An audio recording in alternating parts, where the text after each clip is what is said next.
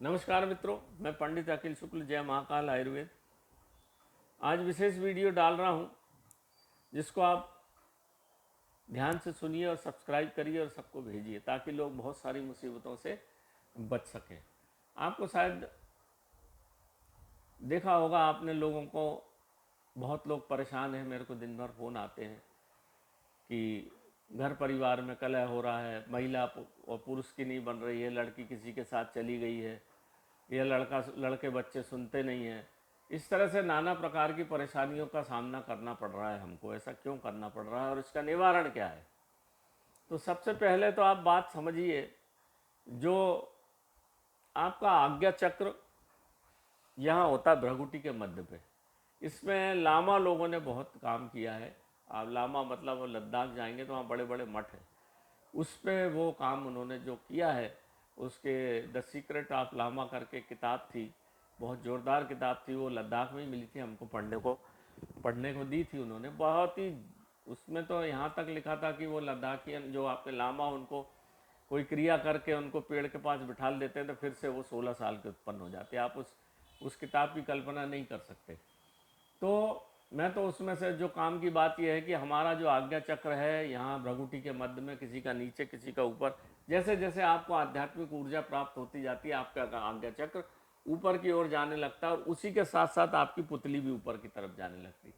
आपने देखा होगा ध्यान में जैसे ही आप जाते हो तो आपकी आंखें, जो बड़े बड़े संत मुनि हैं उनकी आंखें ऊपर, चाहे आप किसी भी बड़े संत को देखोगे आंख ऊपर चली जाती है, ऐसा एक त्रिकोण बनता है। और आपका आज्ञा चक्र जैसे जैसे ऊपर खिसकेगा आपकी आंखों में ऐसा एक त्रिकोण बनता चला जाएगा। ये एक बहुत जोरदार चीज़ है। तो आप चाहे जितने भी पुराने संत हैं तो उनको देखोगे तो उनकी आंखें ऊपर चढ़ी हुई, वो आज्ञा चक्र के, वो अपने आज्ञा चक्र को देखते हैं, फिर आज्ञा चक्र से ब्रह्म को देखते हैं। ये इसका महत्व है। तो मानव के शरीर में सबसे महत्वपूर्ण चीज़ है तीन, उसको ध्यान से सुनिए। पहला आज्ञा चक्र, दूसरा नाभि, और तीसरा आपका अंगूठे का सिरा।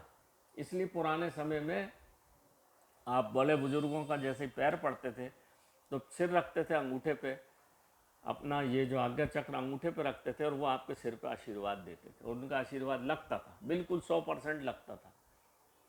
तो इसका पूरा सर्किल बनता था। ये एक बहुत बड़ा साइंस है। ये कोई, इसमें कोई धार्मिकता मत समझिए आप, धार्मिकता तो है ही अपनी जगह जो है, परंतु इसका ये एक बहुत बड़ा साइंस है। इस पर बहुत दुनिया में खोज हुई है, सबसे ज़्यादा खोज इसमें लामा लोगों ने की है।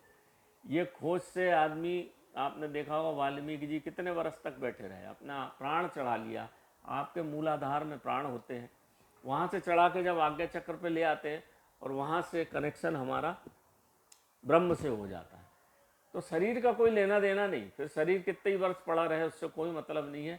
उनके प्राण यहाँ स्थापित हो जाते हैं और वहाँ से पूरे जगत को कंट्रोल करते हैं।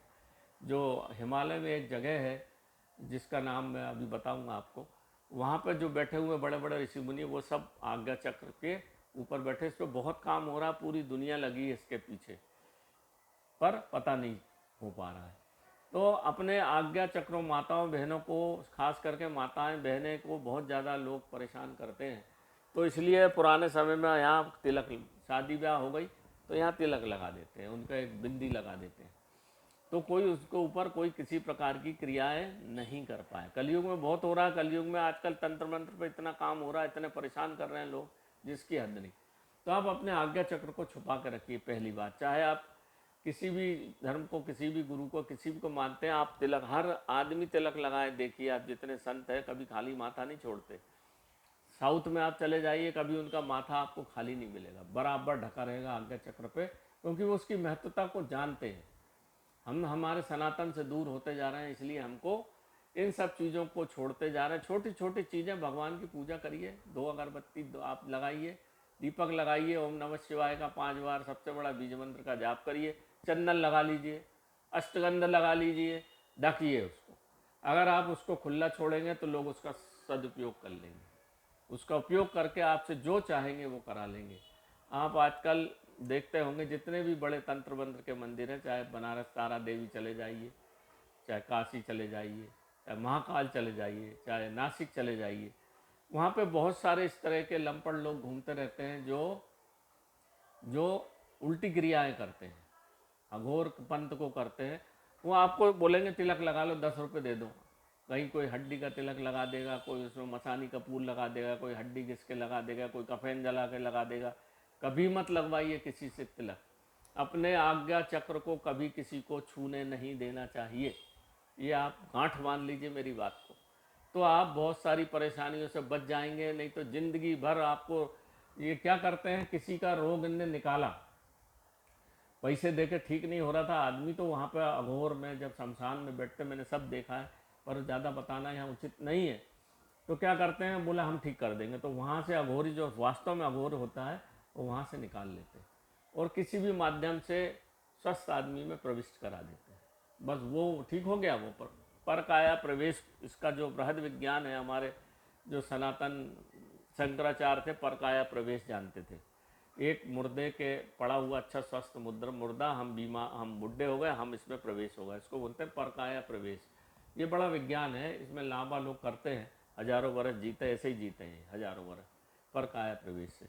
तो ये आज्ञा चक्र के माध्यम से होती है। मुर्दे के ऊपर बैठ के उसके आज्ञा चक्र पे अपना आज्ञा चक्र डाल के और जब प्रविष्ट करा देते हैं आत्मा को, तो वो उठ बैठता है और ये शरीर छूट जाता है धीरे धीरे। ये है बहुत बृहद है, कभी बात करेंगे इसके ऊपर। तो ये आज्ञा चक्र को लुका के रखिए। इनको कभी किसी को जो बाहर 10 रुपये में जो तिलक लगाने वाले, कहीं भी इनको मत छूने दीजिए। अपनी पहले से आप लगा के जाइए, उनसे हाथ जोड़ लिए, 10 रुपये दे दो, तिलक मत लगाओ, मैं आपको बता दे रहा हूँ। नहीं तो आप कभी परेशानियों से मुक्त नहीं होंगे। मंदिर गए दर्शन करने और वहाँ से एक बीमारी ले आए अपने घर में, वो करा देते हैं, वो जानते हैं यहाँ आदमी आएगा, वो आदमी को देख लेते हैं कि किसको क्या करना है, और बहुत सारे लोग घूमते रहते हैं। तो आज्ञा चक्र को लुका के रखिए, क्योंकि वो आपका सबसे बड़ी धन संपदा है। अब मैं आपको बात करता हूँ मोर पंख की। ये जो मोर पंख है, भगवान श्री कृष्ण ने देखा होगा आपने, माथे पे लगाते और कबीर भी लगाते है ना। तो भगवान श्री कृष्ण की हर बात लोग मानते थे। ये मोर पंख में इतनी ताकत है, मैंने भी जिंदगी भर जब भी मैं रेंजर रहा, जब तक मैं इसको अपनी टोपी में रख लेता था और किसी को नहीं बताता था। टोपी के अंदर वाले कवर, मेरे से ना कोई मंत्री बहस कर पाया, ना कोई संतरी बहस कर पाया, ना कभी कोई अधिकारी बहस कर पाया, ना मेरे को कभी बदतमीजी से बोल पाया। इसका ही कमाल रहा। मैं तो प्रैक्टिकल बात बता रहा हूँ आपको, मैं बिल्कुल प्रैक्टिकल। इसका ये केंद्र है, पास से दिखा दो, ये इसका केंद्र बिंदु है और ये इसकी परिधि है। पूरा ब्रह्मांड है मित्रों, भगवान श्री कृष्ण पूरा ब्रह्मांड थे और ये ब्रह्मांड, ये भगवान श्री कृष्ण का प्रतीक है। ये भगवान श्री कृष्ण का प्रतीक है। बिल्कुल सत्य बात बता रहा हूँ, किसी बड़े संत की वाणी में आज आपको प्रसाद दे रहा हूँ और मेरा अनुभव किया हुआ है। अगर आपके घर में ज़्यादा उपद्रव है, एक बंसी लीजिए, बांसुरी, और ये एक मोर पंख लीजिए, इसको यहाँ से तोड़ लीजिए, बांसुरी के बराबर जितनी बड़ी बांसुरी उतना बड़ा मोर पंख लेके बांसुरी और मोर पंख को बांध के ऐसा सीधा रख दीजिए। आपके घर में शांति, सुख शांति उत्पन्न होने लग जाएगी। मोर पंख को लेके 7 मोर पंख आप पूरब में लगा दीजिए, 7 मोर पंख दक्षिण पश्चिम चारों दिशाओं में 7-7 मोर पंख अपने घर में रख दीजिए। मोर पंख से कीड़े मकोड़े भी नहीं आते, नकारात्मक ऊर्जा नहीं आती, आपके घर में सुख शांति बनी रहेगी। ये इतनी ताकत है इस मोर पंख में, घर का पूरा वास्तु दोष को संभालने की ताकत। ये मोर पंख साधारण चीज़ नहीं है, खूब गिरती है, मोर के पंख खूब गिरते हैं, बाजार में मिलते हैं, ले लीजिए। एक बात तो ये हुई, अब इसको समझ लीजिए, है ना। दूसरी बात, हम जो तिलक बनाते हैं, ये एक बनाते हैं, ये ब्रह्म तिलक है। इसको आप, जिसको जो ध्यानी लोग हैं, जो ध्यान करते हैं, इनका विचार इधर उधर होता है, उसके लिए 20 ml की शीशी आती है हमारी, तो यहाँ लगाइए ओम नमः शिवाय से और नाभि पे लगा के ध्यान करने बैठिए, तो आपका आज्ञा चक्र एक्टिव होता है। इसके बाद एक ये भैरव तिलक है, इसको भी लगाते हैं जो ऐसे स्थिति में रहते हैं जहाँ पर कि ज़्यादा बदमाश लोग हैं, तो आप इसको लगा के जाइए, या इसको घर के ऊपर तिकोन बना के ओम लगा दीजिए, तो घर के, ये भैरव तिलक है, उपद्रव शांत होते हैं। और ये हमारा तांत्रिक तिलक है, ये माँ कामाख्या के सिंदूर से, शहद मैंने आपको जैसा बताया था, और माँ कामाख्या का सिंदूर लगता है इसमें, चंदन का तेल लगता है इसमें, चमेली का तेल लगता है इसमें, और भी बहुत सारी चीज़ें इसमें, आपका केसर कस्तूरी सब लग के ये बनता है।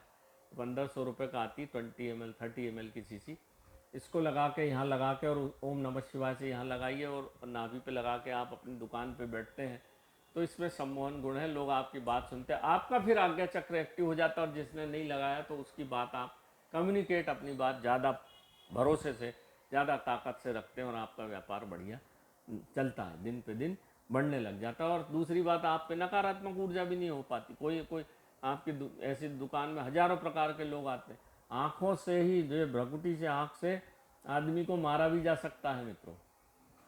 आँखों की रोशनी से, आँखों की तीव्रता से, या डाकिने साकिने जो होती है ना, आँख की रोशनी से आपके आगे चक्र पे इतना प्रहार करेंगे आप या तो पागल हो जाओगे या मर जाओगे।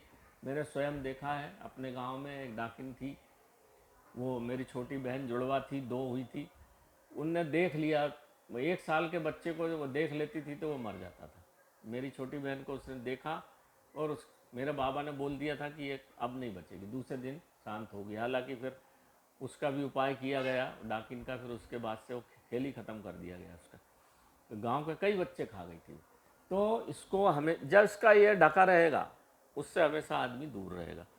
अब एक प्रयोग बता देता हूँ। जो पागल टाइप के लोग होते हैं, बिल्कुल नंगे घूमेंगे, बात नहीं सुनेंगे, पागल पर ये आबाबिल का पंख है, यह पंखों का विज्ञान है मित्रों। ये आबाबिल के पंख को जला के, और इसमें 2-3 पंख और हैं जो गिरे पड़े मिलते हैं जंगल में, उसको जला के ऐसा एक दवा बनाते हैं। तो हम ये दवा देते हैं, तो जो बिल्कुल ख़राब हो गए हैं, नंगे घूम रहे हैं, सुनते नहीं, उसको चने के दाल के बराबर शहद में अगर दी जाए तो कुछ दिन में, 1 माह में, 1.5 माह में उनका ये पागलपन दूर हो जाता।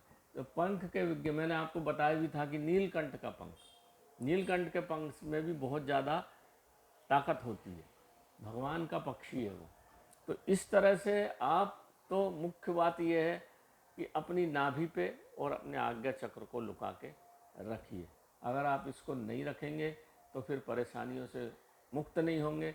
फिर बाबाओं के जैसे अभी देखिए, बाबा के चक्कर में कितने लोग मर गए, 150 लोग मर गए। परेशान है आदमी तो कहाँ जाए। और परेशानी आप नहीं उत्पन्न की, कोई दूसरा आदमी उत्पन्न नहीं करता।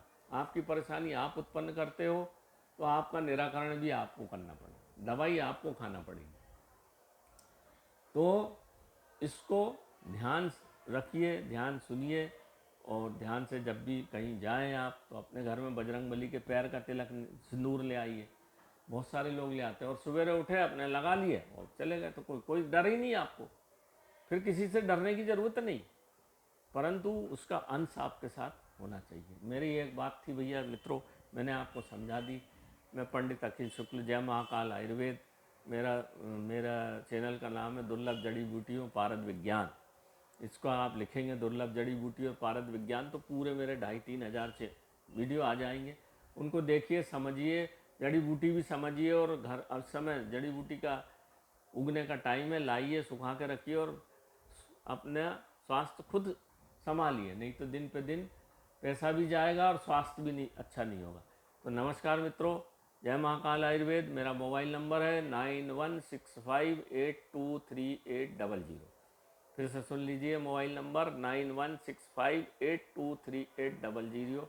और मेरी आप लोगों से विनती है, ये साइंस है, इसको अनावश्यक न लें और अपने आज्ञा चक्र को लुका कर रखें। देखिए, आपको बहुत ही काम आपके सफल बनेंगे और आप बहुत सारी मुसीबतों से बच जाएंगे, ऐसा मेरा निवेदन है। भैया आपको अच्छा लगे तो मानिए, नहीं अच्छा लगे तो आप इसको भूल जाइए। जय माँ।